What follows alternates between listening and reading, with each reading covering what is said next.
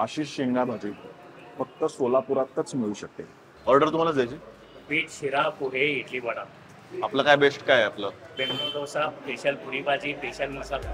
तर आपण आलेलो आहोत आनंद भुवनला आणि हे सुद्धा सोलापूरमधलं खूप जुनं ठिकाण आहे. तर अशा ठिकाणी येऊन भाई पुरी भाजी नाही घेतली तर काय खाल्लं, तर त्याला सोलापुरी टच सुद्धा आहे. कारण शेंगा भाजी आहे सोबत ग्रेव्हीवाली, बटाट्याची भाजी आहे आणि कोशिंबीर आहे आणि पुऱ्या हा हा हलक्या ढगासारख्या हलक्या एकदम. तर खाऊन बघूयात आपण.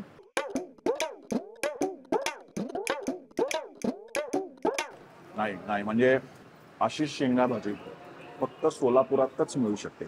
सगळ्यात भारी गोष्ट म्हणजे अजिबात ती अशी जळजळीत किंवा म्हणतात ना की खूप तिखट जा अशी अजिबात नाहीये. छान शेंगदाण्याचा स्वाद परफेक्ट.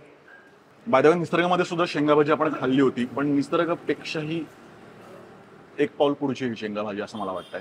कारण परत ते टेक्स्चरच तसं वेगळं आहे याचं. पुरी भाजी खाल्ल्यावर मी इडली डोसा विसरून गेलोय.